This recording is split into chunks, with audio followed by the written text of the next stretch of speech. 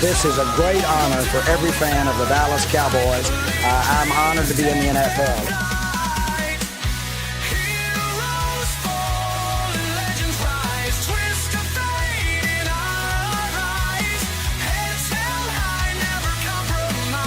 What can I say? Mamba out.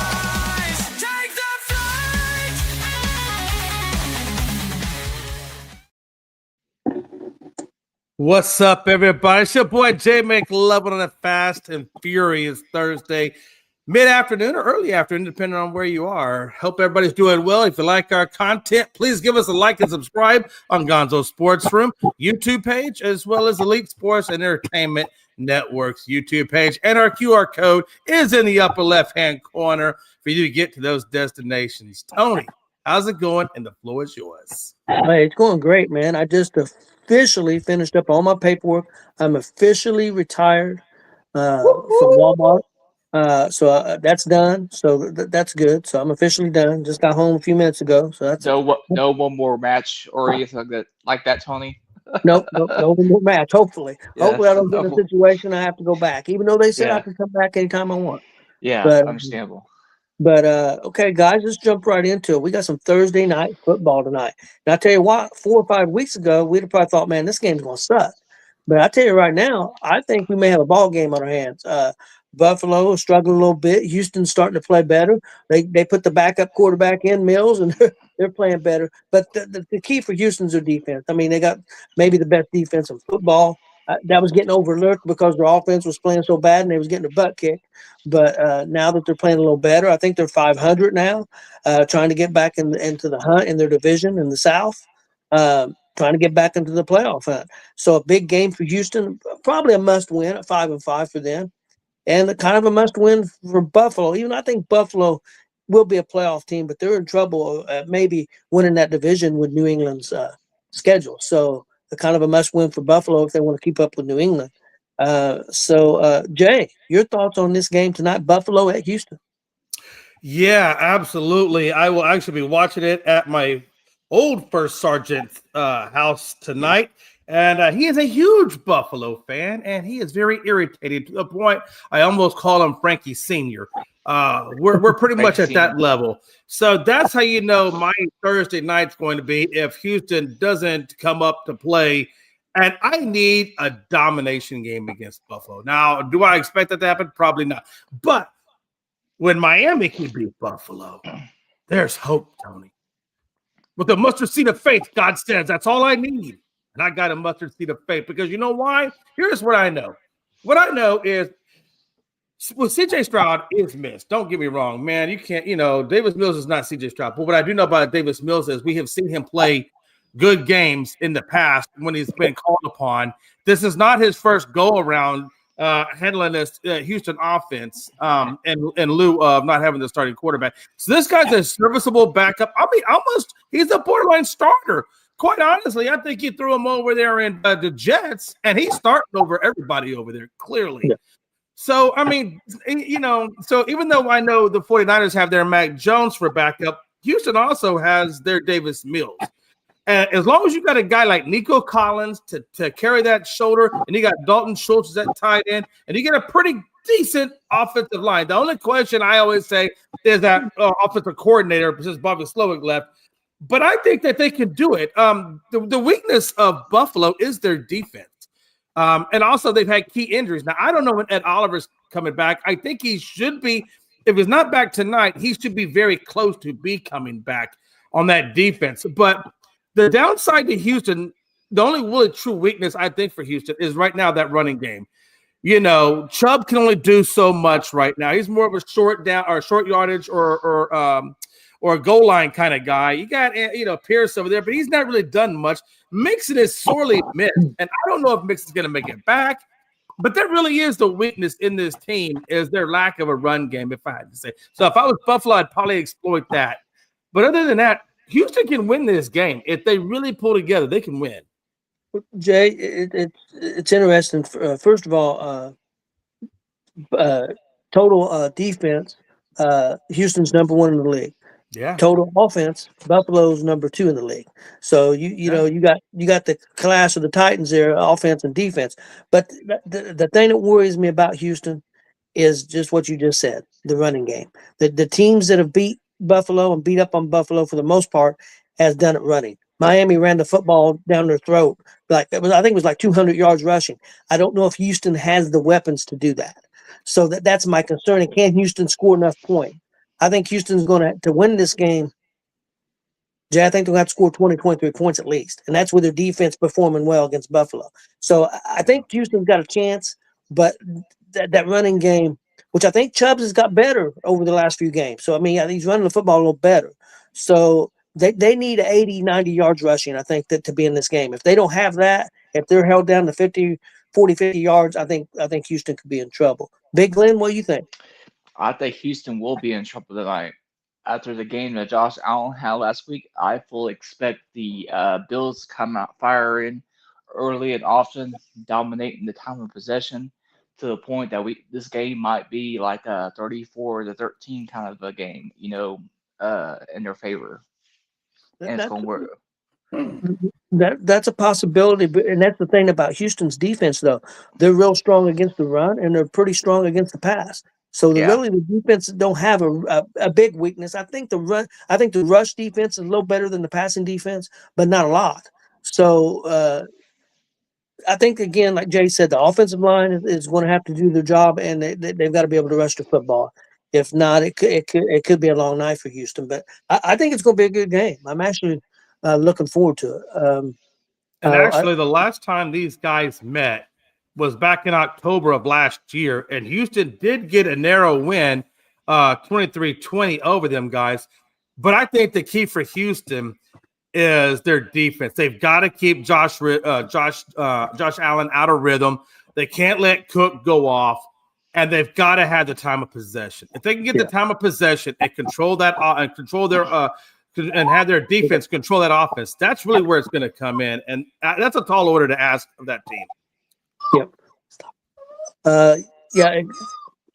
Dog, I'm gonna choke you here in a minute. Okay, he had me all messed up. Okay, let's move on. When Chris gets here, I think he's going to be coming in here in a minute. We'll let him give his thoughts on the Thursday night football game. But let's move on to some college football. Yeah, not a lot of great games really this week. I'd say the biggest game for me is number 17 UCLA against number 8 Oregon, which those rankings could have changed a little bit. But I think that's the big game of the week. So let's go that one first. Big Glenn, what do you think about USC? Does USC have enough of a team to be able to beat Oregon at Oregon? I think that's the big key, though. If it was USC, I'd have more confidence, but they're at Oregon. No, So, Big Glenn, what do you think? this man said best. They ain't got a chance in hell of beating Oregon, and I'll pass that one on Jay because it's really that simple. and this game is in Oregon. Yeah, man. On all honesty, I don't think I think this is where SC kind of, like you said, rubber meets the road. I think this is kind of where they drop out, and I think this is where Oregon continues to push up the standings. It's you got the real guys, you got the pretenders, and correct me if I'm wrong. Isn't that Lincoln Riley's team? Lincoln Riley's he's over at SC right now, isn't he? I believe so. Yes. Yeah. So. Yeah, I'm rolling. If I had to roll with this, I'm rolling Oregon, honestly. And Gonzo's here, and Gonzo, I guess you're next up to bat. SC, Oregon, and Oregon. Me and Big Glenn have said not a chance in hell. How are you looking at this game? I have no idea what the fuck you just said. Okay.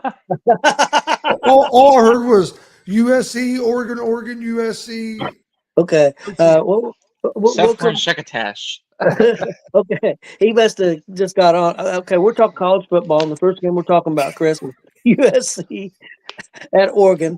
What? Sorry, am I speaking English or am I speaking in Spanish? What mode am I in? I think he's speaking Looney Tune. Who do you think wins this game between USC and Oregon? I think Oregon wins. I think Oregon's the better football team. USC has a pretty good offense, but I don't think I think Oregon's defense will be able to slow their offense down enough. I don't think USC's defense is going to be good enough.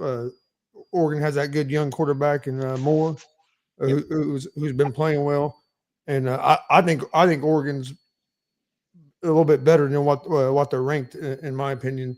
The people got sour on them on one loss, but their only loss is the number 2 team in the country. So it ain't like they don't have no bad losses. Also, one more thing, if I can add, I think this kind of goes back to the game we just talked about for Thursday night, where it's offense versus defense. And I think this is another one where you get SC offense versus much improved, I should say, offense versus Oregon's defense. I was looking at that right now. They're averaging 488 yards a game, and the Ducks allow opponents to average only 235 yards a game. So again, I think this is one of those things, Tony, like we're the Houston game where we were talking about just a minute ago. It's going to who can be the time of possession. And I think if I'm SC, if I get a shot in hell, it's going to be through the time of possession. And can they actually control that? Yeah, and I don't know if they can, Jay, because Oregon's been running the football really well lately. So I think I will say one thing. I looked at USC earlier in the year, and I thought they were pretenders. I didn't think they were that good. They've showed me something. I think they are a better team, a lot better team than they were last year. So I think they're moving in the right direction. I just don't think they have enough to beat Oregon at Oregon. I'd be a little more confident if it was at USC, but I just don't know if USC's defense can hold Oregon down enough. I think their offense will put a few points up. I just don't know if their defense can do the job. But USC is a better football team than what I thought they were 5-6 weeks ago. So they have shown me something. They got All more. right, They got more physical this year. Yep. USC has. They're still not physical enough yet to be in the Big Ten, but they're getting a lot closer than what they were last year. Their first year in the Big Ten. You could see that they got some bigger linemen this year. So yeah, they're definitely moving in the right direction over there. Okay, next game up, guys. Missouri is at Oklahoma. So Oklahoma coming off that big win. Jay, could Oklahoma? Do you think they could go too confident? I mean, I know Missouri don't have their main quarterback. I don't think so. I think they're down to the third string. So what do you think happens in this game? It is at Oklahoma, so I think that helps. I think Oklahoma knows they're in a situation, even though they're number 8 in the country right now, that if they lose a game, they would probably be out of the playoffs. So it's a must win for Oklahoma. So what do you think, Jay? Yeah, this is just one of those things. After the Red River shootout, I think Oklahoma kind of woke up a little bit, and obviously they've gotten a little healthier. And, obviously against the Bama game, I think this team is right on point. They're gaining the momentum at the right time, honestly, to get ready for the playoffs. And honestly, I didn't think they would. I thought after that Red River shootout, I kind of thought Oklahoma was just going to be the lame duck, and they were just going to fade out to misery. And that hasn't happened. And in fact, it's quite the opposite. It's more like Texas faded out to misery, and Oregon's rising to the challenge. So no, not at all, man. I think Oklahoma's right where they ought to be, and they're gonna take advantage of Missouri not having that starting quarterback. And I think you're going to see Oklahoma continue to move up the ladder. I think this is absolutely going to be Oklahoma getting the win. Chris, what do you think? Yeah, I think Oklahoma wins the game. I don't think they'll move up in the rankings too much unless a couple guys in front of them was to lose. I actually probably wouldn't have Oklahoma at 8. I'd probably have them closer to 9 or 10. But I also think Alabama shouldn't be moved all the way back to 10. No, Oklahoma was a good team. A lot of people overlooked Oklahoma because of that Texas game. But if anybody that watched college football, if you'd watched Oklahoma before that Texas game, before Mateer got hurt, they looked like a totally different team. They tried to rush him back. He struggled for a couple weeks, that Texas game, and then the next game he struggled a little bit. But then he got back to playing like he was at the beginning of the season. Before he got hurt, he hurt his hand. Hell, he was the number 1 leading candidate for the Heisman early in the season. He was playing so well, and then he got to play. He got to playing better. But Oklahoma's their thing is their defense. That defense is pretty nasty, and I think they're going to be too much for Missouri. Big Glenn. Boomer Summer, Boomer Summer, baby, let's go. Okay. Yeah, I agree with you guys. I think Oklahoma's just going to have a little too much, especially at Oklahoma. So I'm going with them. Next game up, Jay. Let's talk about Texas. Arkansas at Texas. Could this be a trap game? I know Texas is not. Texas is number 17. I believe there's still a way in for them. A lot of people don't, but it take a lot. They have to win both their next games, and that means upsetting Texas A&M number 3, and that means also I think Alabama would have to lose and move out of the playoff hunt. Uh, Yeah. so because I think Texas would have a shot if they beat the number 3 team and the number 8 team in the country. I think it gives them a shot. But first they got to beat Arkansas. Arkansas record is terrible, but they've looked good at times. They're a real up and down team. I give Texas the advantage, especially since it's at Texas. But what do you think? Yeah, absolutely. Here's the thing. Number one, it's a conference game. Number two, Texas has not exactly looked best, even against some of the weaker unranked teams. So, I don't ever want to look past anybody, but with this Texas team at this point, here's my thing. I'm a momentum guy, and I believe they just took a hard loss, like a really hard loss to Georgia. I mean, that was crushing. So I kind of think they need this Arkansas game before they go and face A&M. They need this Arkansas game just to kind of get a little bit of confidence or a little bit of positive energy flowing through that clubhouse before they go meet A&M, which is going to be an incredibly, another hard task for them to face, especially after Georgia. I mean, they lost to Ohio, they've lost to Georgia. And the last thing I need them to do is lose to A&M, because that would just be morally crushing going into next season. Then knowing that you didn't take out one of those top teams, right?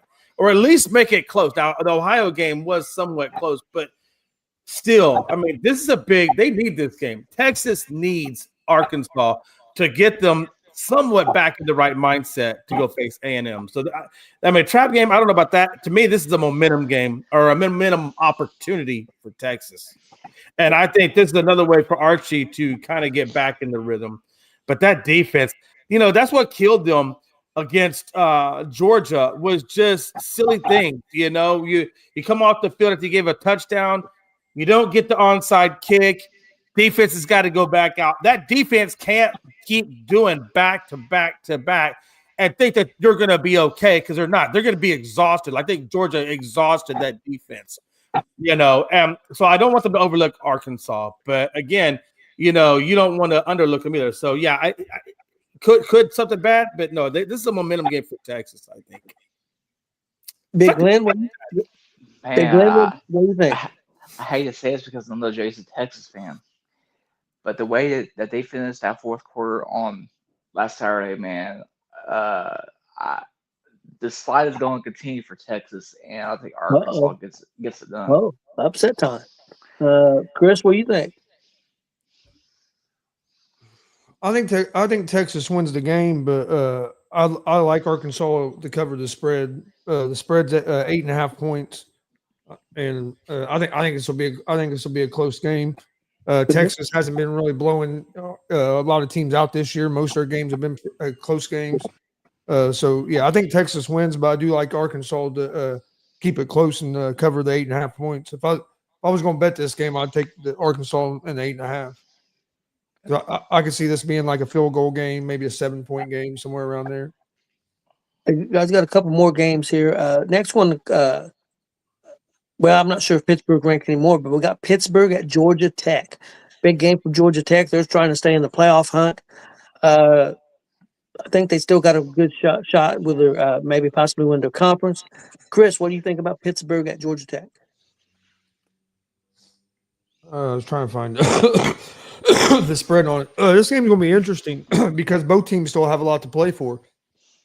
I know Pittsburgh got killed by Notre Dame, but Pittsburgh, if I remember correctly, has only lost maybe one game in the ACC or whatever conference they're in.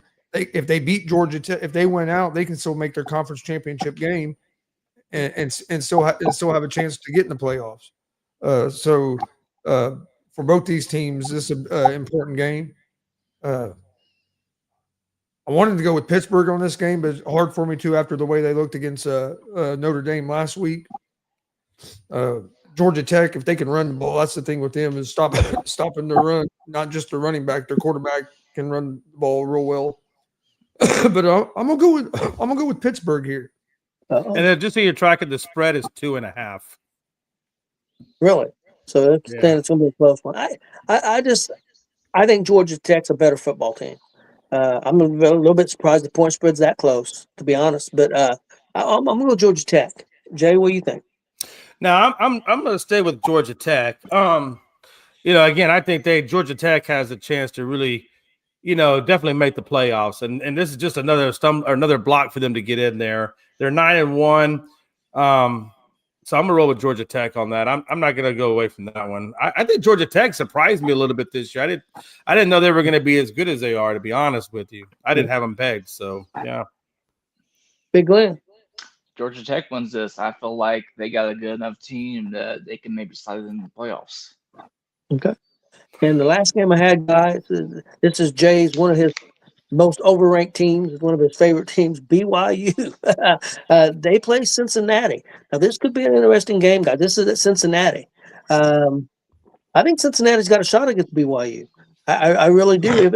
If their offense can get back to where it was 2 or 3 weeks ago, offense have struggled a little bit the last couple weeks. But I'm gonna pick an upset here. I'm gonna do my upset. I'm going Cincinnati over BYU. Big Glenn, what do you think? Tony, what time is that game on Saturday? I don't know. 7 p.m. Oh shit. Okay. Ooh.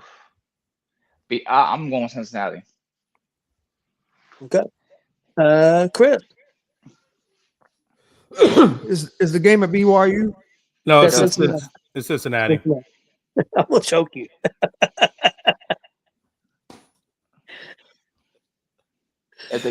No, my bad. No, I also it's gonna be a good game, but I'm gonna go with BYU. Okay. And Jay.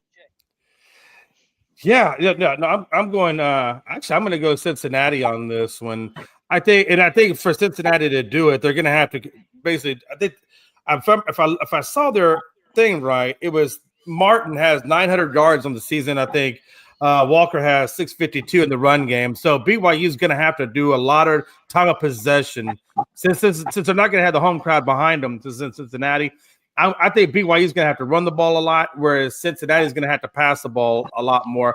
But I think that Cincinnati is going to have a little bit more of a balanced attack. So I'm gonna roll with Cincinnati for that upset because I just don't believe in BYU.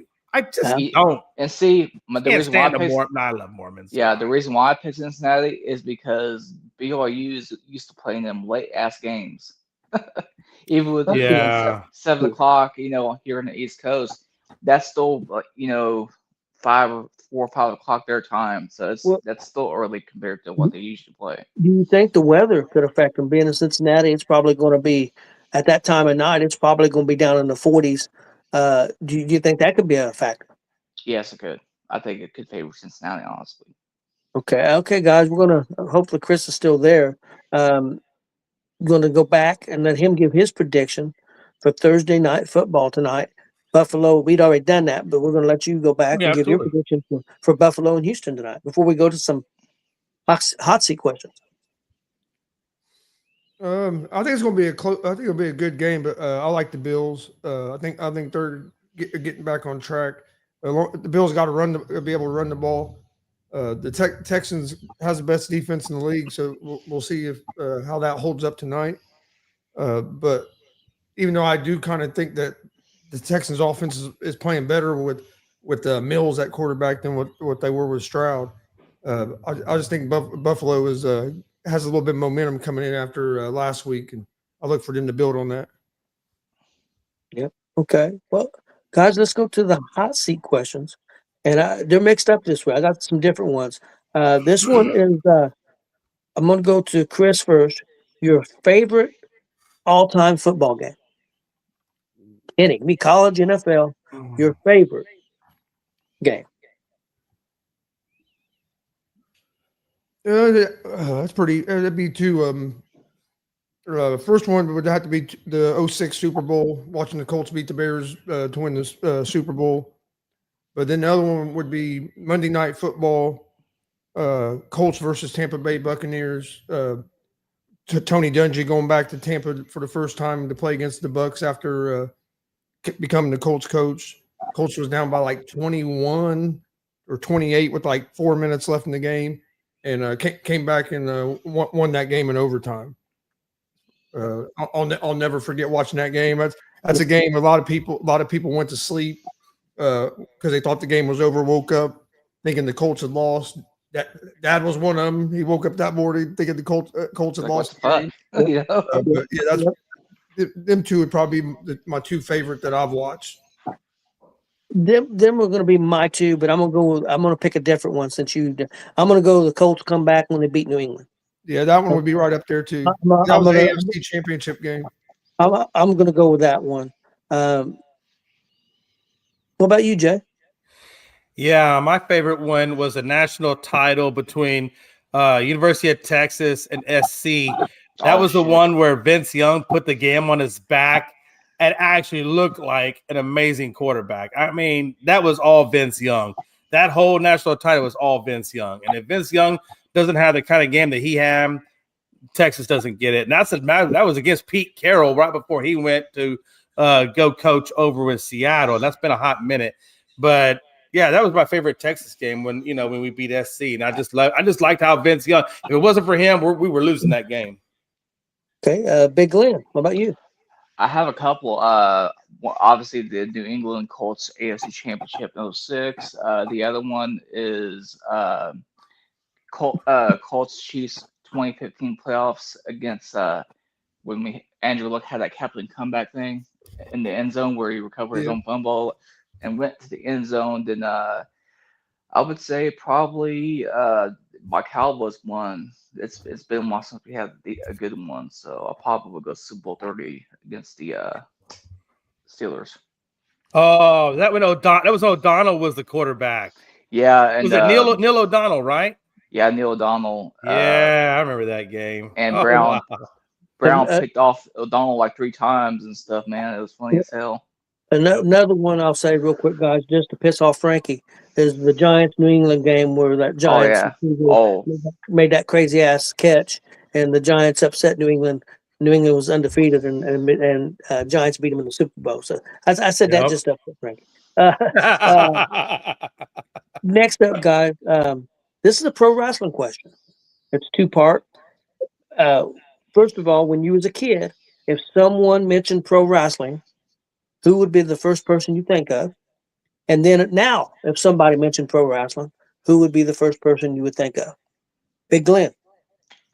Back in the day, it would have to be Stone Cold The Undertaker, and probably today it would be John Cena or like Seth Rollins. Okay. Chris. When I was a kid, it'd have to be Hulk Hogan. Because I mean, in the '80s, that he was the big name. Even if you weren't a wrestling fan, everybody knew who Hulk Hogan was. Now, I'm gonna go a different direction, a little bit different. I'm gonna say CM Punk, Rhea Ripley. Oh, really? Okay. Yeah. All right. I think she's the best. I think she's the best female, and that's the females are a lot more important now in the business than what they used to be. Than they have ever been combined, really, honestly. For me, me being a lot older than some of you guys, mine, because when I was a kid, it was the '70s, so Dick the Bruiser for me. He was so big in the Midwest. That's where I cut my teeth on pro wrestling was Dick the Bruiser.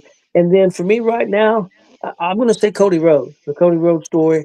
Left WWE, went to AEW, went to other places, then went to AEW, started a company, went to WWE, been such a success story. So for me, I'm going to say Cody Rhodes. Also, you can put Roman Reigns in there with what he's done, being maybe one of the most recognizable guys right now, too. So, Jay, what about you? Yeah, I would say back then it was tied between 3. I would say between Hacksaw Jim Duggan, Ted DiBiase, and the Freebirds.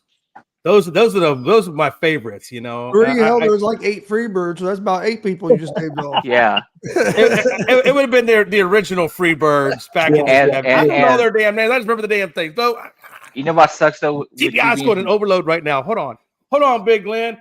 Hold yeah. on. AI is still clicking. You got plenty of time on this AI thing. Let's just relax for a second.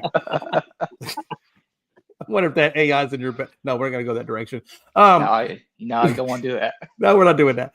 But no, seriously. And now, and also I really love Ric Flair. But anyway, that's besides the point. I love Ric. I just love Ric Flair's style. The guy's flashy. I love it. And so because I like Ric Flair, then it makes sense that my favorite wrestler nowadays would be Seth Rollins, because I just love the flash and the flair that he has. It reminds me of a young Ric Flair in some ways. Okay. You know what surprised me about your answer, Jay, is you're at the age that you are, and you're from Texas. I'm surprised you didn't say the Von Erichs. That's actually Melanie's favorite wrestlers, because she grew up with the Von Erichs. Oh, for real? Oh, Yeah, she has pictures with them. Yeah, she actually grew up with them. And that's her, because they're out of the Dallas area, Dallas Corsicana area. Yeah. So that's her favorite wrestlers. And I can't be like her, okay? I gotta be different. Okay. It's going to be interesting, guys, because the last thing I've got for you guys it has to do with AI. But that's going to be the last question, because you guys brought up AI. Yeah. My next question, guys, is NBA. The Detroit Pistons, 13-2. Are they the real deal, Chris? Yeah, I think they are. They were. They honestly should have beat New York last year in the playoffs. If it wouldn't been for a couple of bad calls and a couple of weird finishes in a couple of those games, they win that series. And hell, New York might have not have had to play. Well, then New York wouldn't have had to play the Pacers, and they wouldn't have fired their coach.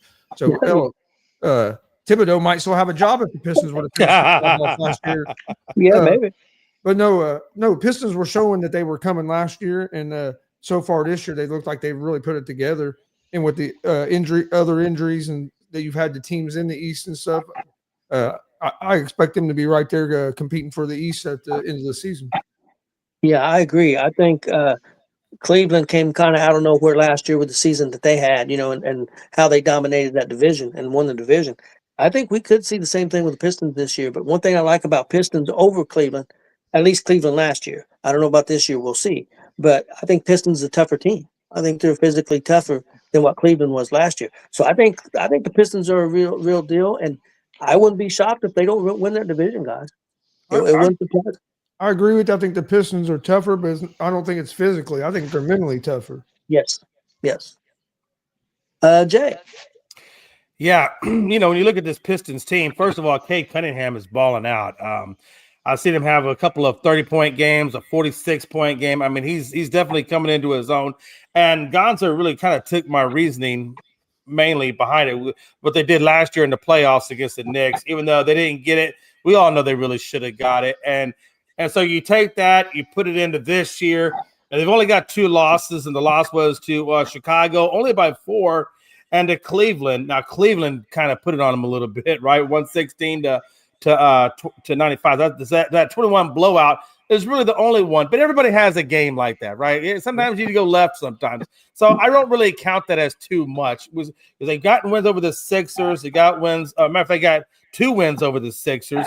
And the Sixers came out really hot this season, and then they kind of cooled down a little bit. But no, I think, and of course Boston win, and they got Houston by 4 points. So no, I definitely think Detroit is doing well, and I think they're legit where they are in the standings at number 1 in the East. Yeah, they're definitely looking good. Big Glenn.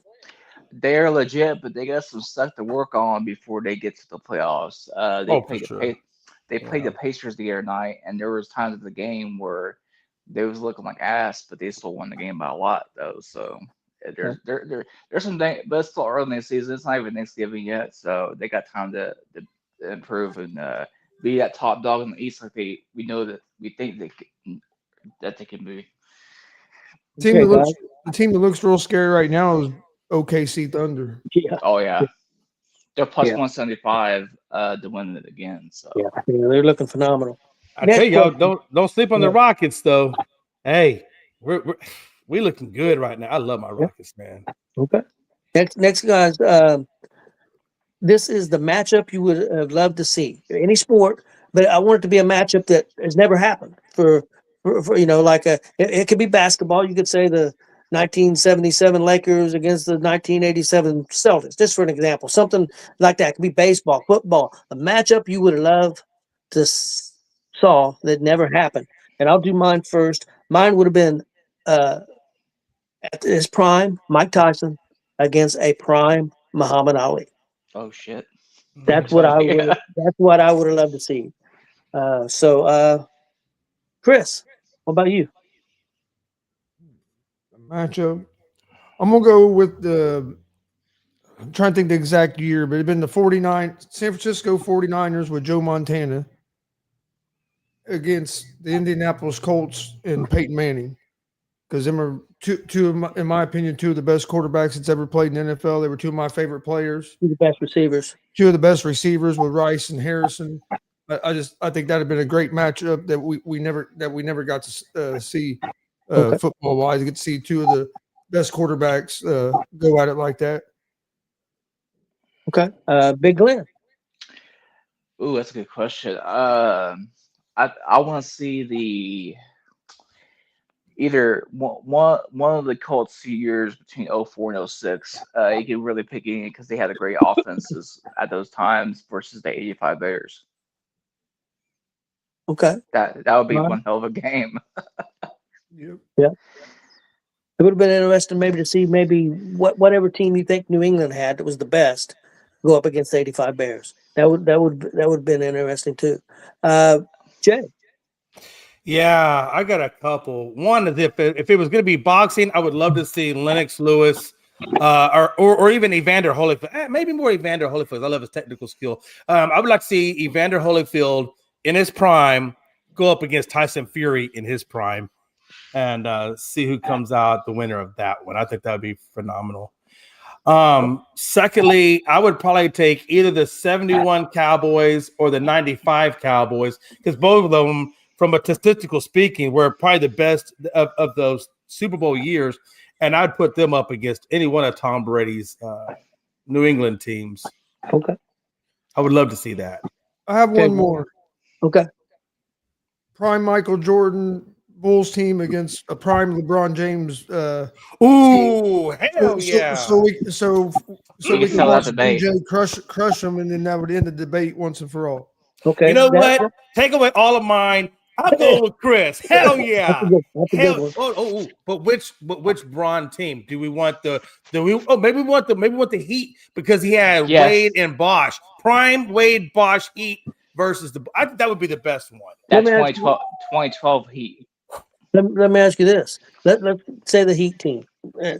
How would they match up with Oklahoma Thunder right now? Oh Be shit! a hell of a That's a series question. too. Oh, Yeah. that'd be good. That'd be fun. I think Chris, that was the best one. You know what's crazy though, Tony, about you that was asking the that? best one. I'm not a LeBron fan, but I think Spoelstra and LeBron, Wade, and Bosch would find a way to steal a series from those guys. That'd be interesting. The next one, guys, you guys mentioned AI, and I've seen this thing on AI, and it was kind of interesting. Get you guys' opinion on what you think this results was, and then if you want to, you can give what you think the finals are going to be. But it had to do with the college football playoff bracket. They went by the bracket that's out right now, and they took AI, and AI give who the winner was going to be. I'm not going to break down the whole bracket, but here's how they had the top four teams. What the matchups would be. They had number 1 Ohio State playing number 4 Georgia in one semifinal. In the other semifinal, they had number 6 Ole Miss playing number 7 Oregon. They had Oregon beating IU Shit. in the I think quarter. we could have saw that shit out already. Okay, and in the championship game, they had Ohio State versus Oregon, and they had Ohio State back-to-back winners. Chris, what do you think of AI's picks? It ain't terrible, but I don't see Oregon beating IU if they end up playing again. I was trying to pull the bracket up so I could see how what the matchups would be like now. Gonzo, I think that the only way that they could we can play them again is if somehow Ohio State loses and we win out, or if they end up in Well, our no, side of as the of right bracket. now, we would play the winner of Oregon and Alabama. Right. But Yeah. probably that's not going to stay the same Yeah, because it ain't we're gonna, going to it be ain't gonna number stay like one. that. We're not. Yeah, We're either going to be number 1 or 3 or 4. We're probably not going to be a number 2 seed. yeah, So we're going to probably be a 1, 3, or 4. But Yeah. just going by that bracket, they went by that bracket. yeah, by that So bracket. I was thinking Big so Ten championship and stuff before the playoffs, but yeah. yeah. Big Glenn, what do you think of that result?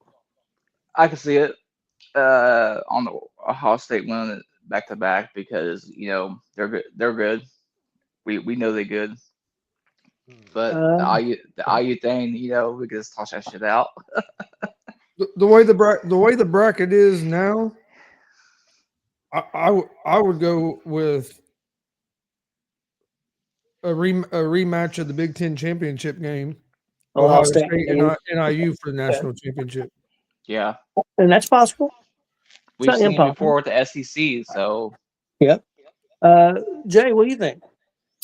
Yeah. What do I think? I'm kind of there with Chris. I mean, first of all, I think that the thing there, Oregon, IU. I mean, it's hard. That's a hard one to say because IU has a great team and Oregon has a great D. That I would like to see that actually and just see what happens. But we beat Oregon by 10 this year at Oregon. oh, you did already? Okay, I'm sorry, I didn't know yours. Okay. Yeah, if that's the case, then I think Chris, I think that right there already kind of blows AI out of the water. Seems that they already had that win over them by 10 points. So I don't like it. I think what Chris said, the Big Ten versus a rematch would be amazing. I think that's probably more palatable. My question is, who do you think would need it more? Do you think Ohio would need it, or which would be harder? Would it be harder for Ohio to get a repeat, or would it be harder for IU to get their first title in football? Obviously. what was the question again, Tony, or Chris or Jay? Shit, sorry. No, I'm just saying, like, so who has it harder, Ohio to get a repeat or IU to get their first title? I think it'd be IU. Well, that's a good question. That's a damn good question. I think it'd be harder for Ohio State to repeat. Yeah. I'm going to say odds wise to repeat, but it also depends what happens in that Big Ten championship game. If Ohio State beats IU, they're going to be the number 1 seed. So technically, they supposedly should have the easiest route to get back to the finals. Yeah, I mean, it don't always end up that way the way they do the brackets, but I mean, technically, if you're the number 1 seed, you should have the easiest route. So, I'm going to say 51%. IU is going to have a better chance than Ohio State just because Ohio State's trying to repeat. But I think it makes a big difference on who's number 1. Because if IU beats Ohio State in the conference championship, they're probably going to be number 1. If Ohio State wins, they're going to be number 1. Would you consider that Big Ten championship to really kind of be the national title, or do you think that? Because I know Chris has made some good points about how you guys have played some good teams over there. SC has kind of looked a little wonky a little bit at times, right? Bama had that tough loss to Oklahoma. Georgia has a loss. I mean, so that's SC. It looks like they've taken some chinks in that armor that they have. So do you think that the Big Ten is going to be a solid rematch of the national title? It's hard to say because whoever loses that game, we don't know what seed they're going to be. That's a good point. If they drop to 4, 1 and 4 could meet in the semifinals. So they could meet in the semifinals. So it just depends on how the bracket goes. Chris, your thoughts? What do you think? Okay, first of all, I think there's more pressure on Ohio State to repeat than there is IU to win their first, because if Ohio State don't repeat, there'll be people wanting Ryan Day's job. Where hey, they better even get. Where if IU makes it to the national championship game and we lose the national championship game by 7 points or 3 points or something, yeah, there's going to be disappointment, but nobody's going to be wanting Signetti fired. It's just totally different there.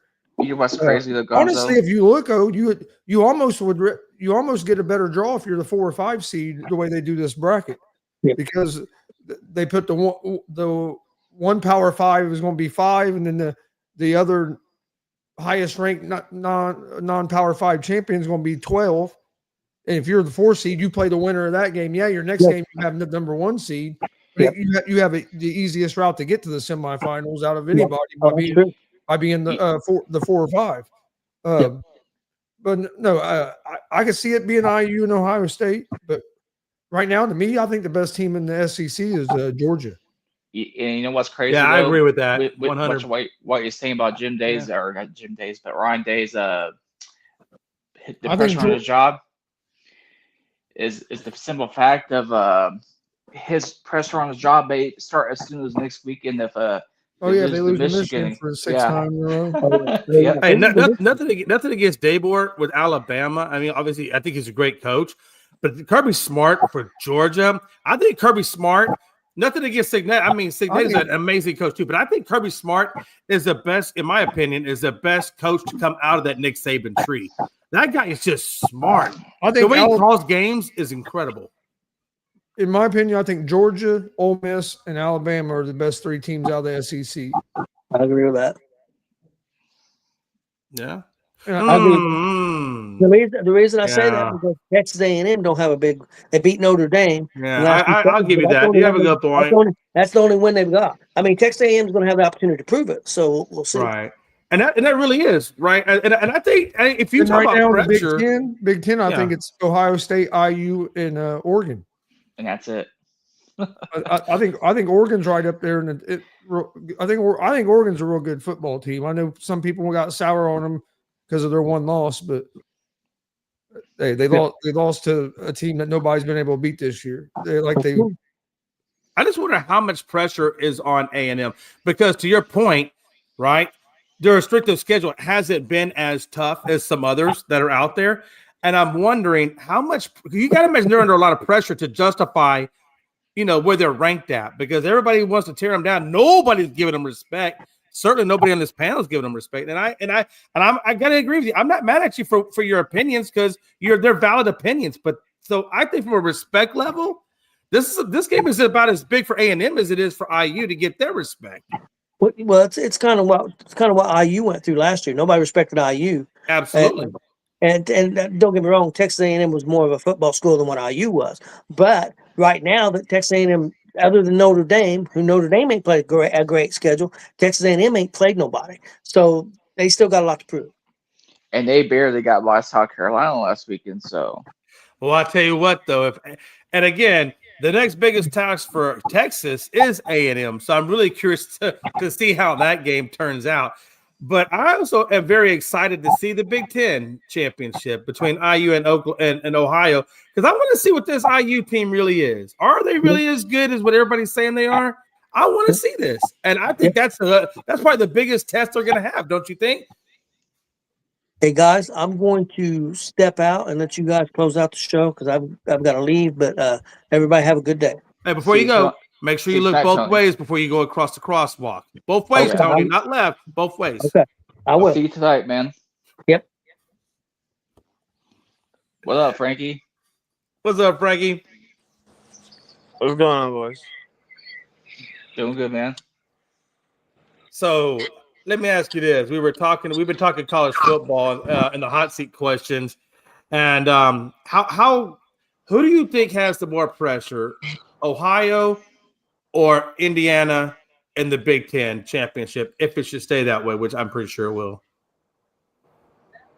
I don't think it's Indiana because, this is the first time we've seen Indiana in this position being this successful. I have to say Ohio State because, they won the championship last year and, they coming in this year, sitting at number 1. What if they don't make it back to the championship, right? That's a big possibility. So I think Ohio State. Yeah, absolutely. And then, what do you think about Bama? Since you're a Bama fan, and we were talking a little bit about the SEC, and we were talking about the teams. And guys, I don't remember your SEC teams. I'm pretty sure they were good though. I know you had Georgia in there. You had Ole Miss in there. I forgot your third team. Was it Bama? It was Bama. Okay. So how do you see Bama ranked amongst those 3? Well, I see why Chris will put Georgia at number one because of their record and how good they've looked as of late. But let's not overlook the fact that Georgia has one loss in their record against one team that nobody ever talks about a lot, and that's Bama. All right, that's Bama. I don't give a shit. So I mean, that puts Bama over Georgia. I don't care what Chris says. And Ole Miss, I really don't care about Ole Miss. Ole Miss, please. That's like you see a woman down the street, you're like, hey, Ole Miss, can I help you with your bags? Nobody cares about Ole Miss. But record wise, I mean, Alabama. I mean, Georgia's obviously the better one right now. Obviously, I agree with Chris's rankings. It's based. I'm pretty sure he's basing it off of records and who those teams have lost to and stuff. But never overlook the fact that Kirby Smart can never beat Alabama. All right. Well, Never I would that. say Nick Saban's Alabama. I don't think that's true this year. I think Kirby Smart's a better coach than DeBoer. Just to be honest with you, that's my Kirby opinion. Smart didn't beat DeBoer this year, though. Yeah, But the board beat Smart earlier this year. Did he beat him earlier? Man, that's a good point. I still love Kirby Smart though. I mean that guy I still think he's an amazing coach. We'll see what happens. Definitely some good football. I don't know, man.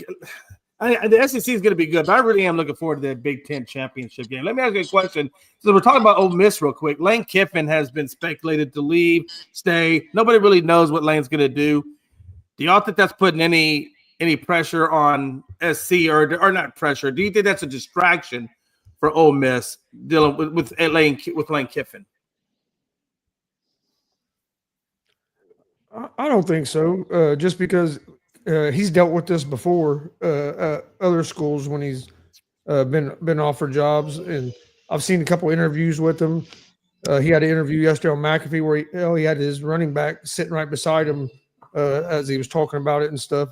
I think he's doing a good job of keeping the main thing, and then letting the other stuff work out. I just wish that, and not just with him, but with all these coaches, like you shouldn't be throwing somebody's name out there that's still coaching the team, just because you just get their name thrown out there with no with no sources that there's even any truth to it, and then it just gets ran with, and then now he gets asked questions about it all the time. Where a lot of us, if it wasn't media driven like that, it wouldn't be that as big a deal.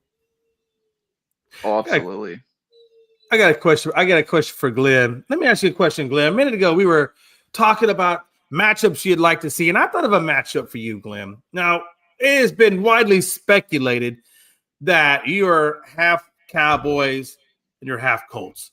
So let me ask you a matchup. If there was a chance that the Colts and the Cowboys ever met in the Super Bowl, where would you lean? Damn. That's a damn good question. I know that's why I asked it. You better think about what city you live in before you answer that question. Yeah, true. I might be homeless if I choose the Cowboys in that way. Shoot. This honestly, I'm gonna be honest with you. I may have this may one I may have to sit out and enjoy it. Swear to God, you're gonna come to Dallas. I'm gonna mug you. Yeah, I'll be sure to wear my Manning jersey when I come down to this plane. Frank, I got one question for you, and this is because you weren't here when we asked it, but I am curious to see what your thought process is on it. If there was any matchup, basketball, football, baseball, whatever sport, doesn't matter. Just tell me what the sport is, and then tell me who you'd want to see. It could be a team from the 80s, team from now, whatever. What matchup would you want to see the most? This is for me. Yeah, sure as hell ain't for Glenn. In the 80s, or like, are you just all saying time? Like, all time? Just all time. Any team from any year versus any team for any year. I would like to see Michael Jordan's basketball team go up against Kobe Bryant's team, with Shaquille O'Neal. I would definitely like to see that. I've seen a lot of the Yankee World Series, so I don't care much about that. I would love to see the three-peat version, like the 2001 when they beat Philly. That version of the Obviously, Glenn, what other freaking time you think I'm talking about? Oh, I know. I'm talking about the I'm time where they didn't win championships. so. I was gonna say I was gonna pick one of those years. Is what I meant to say. Gonzo. I was liking the one Gonzo came up with. He said basically Jordan versus Braun, any one of the Braun teams. I think we kind of settled on maybe on the Wade, the Miami Heat Wade version of Braun versus Michael Jordan. I thought that would be kind of good, just because there's so much damn controversy on who the GOAT is, right? So I think that's a good way to say it. I like the Kobe one too. Yeah, I would do 1A, 1B. Well, 1A is still going to be Braun because that's just too damn big of a debate not to have them go at it. I think the Kobe would be a second runner-up, so that'd be like my 1B. I also like to see my favorite soccer team, Manchester United. Yeah. Yeah. Nobody gives a damn about soccer, man. Soccer. No, I get it though. I understand. Soccer is a hard sport. I guess that's why I don't have any interest in it. I only had interest in sports, that I was somewhat good at. If I just couldn't relate to it, and I never was good with my feet like that. You have to be really good to do the ball with your feet, and I just never could get into it. So I guess I never got into soccer. But hey, Frankie, what team would you like to see me and you play though? Well, neither one of you has got any kind of an athletic build, so it better be something maybe on pool, bowling, maybe video games. Coming from someone who goes to Renaissance festivals. That's right. Yeah, you know how hard it is to walk 70 acres and still be vertical and challenged? For one, we know for a fact you didn't walk anywhere. If anything, you probably got a wheelchair and had Mel pull man, I tell you what, man. You should have seen Mel pushing me through the airport. That was a spectacle. Everybody was looking at, why is this tiny lady pushing this big dude? And I'm like, shut up. My knees are messed up. It was funny, though. Jay pulled out his veteran card like, I got shot in Afghanistan, my butt cheek. I can't walk really well. Dude, you know what was funny? You should have seen her. Hey, there was a part of the ramp where it's an incline, so she had to push me up the incline. Dude, she was kind of going slow, and I'm like, there's a lot of people that are faster than you, Mel. And of course, I got a lot of people were giving me issues on when I said that, but that was kind of funny. But she made it. God bless her. She got 202 pounds of flesh up that incline, so classed it. But anywho, all right, that's all the topics I got for today. Unless you guys got anything y'all wanted to speculate or talk about. I do not. Once or twice. I was just gonna tell Joe that I'm picking Buffalo over Texas just because Texans are not that really good this year, especially with CJ Stroud out and not having a good offensive weapons in backfield. I mean, it's really hard to pick Texans, so I'm gonna go ahead and say Buffalo on that part. By the way, just so you're tracking, Mario is code for Mafia. You may want to stick with the Cowboys. I don't mess around with the Italians and the Mafia. Johnny Two Thumbs. All right, folks. Well, if you enjoyed today's content, make sure you give us a like and subscribe on Gonzo Sports Room's YouTube page, as well as Elite Sports and Entertainment Network's YouTube page. We certainly appreciate it. And next time you catch us, if you don't remember what it is, the QR code is at the top left. It'll take you to all the destinations you want to try us at. And we certainly appreciate it. Until next time, it's your boy Jay, Big Glenn, Gonzo, Tony, and always late, Frankie C.